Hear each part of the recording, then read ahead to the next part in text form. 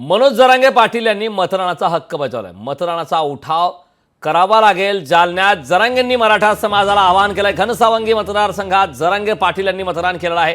मनोज जरांगे पाटील यांनी मतदानाचा हक्क बजावलाय। मतदानाचा उठाव करावा लागेल अशी प्रतिक्रिया या दरम्यान त्यांनी दिली। ही प्रतिक्रिया देत जालन्यात जरांगेंनी मराठा समाजाला आवाहन केलंय। घनसावंगी मतदारसंघात जरांगे पाटील यांनी यावेळी मतदान केलंय। त्याची दृश्य आपण लोकशाही मराठीवरती पाहतोय। मनोज जरांगे पाटील यांनी यावेळी मराठा समाजाला आवाहन केलेलं आहे। मतदानाचा उठाव करावा लागेल अशी प्रतिक्रिया यावेळी मनोज जरांगे पाटील यांनी दिली।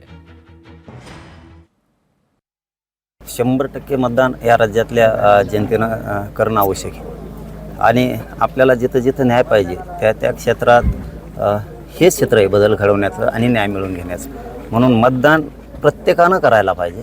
घरी बसून एक दिवस काय उपयोग नाही। तुम्हाला जर अपेक्षा आहेत गोरगरीब जनतेला न्यायाच्या तर तुम्हाला मतदान करावंच लागणार आहे, त्याशिवाय बदल होणार नाही।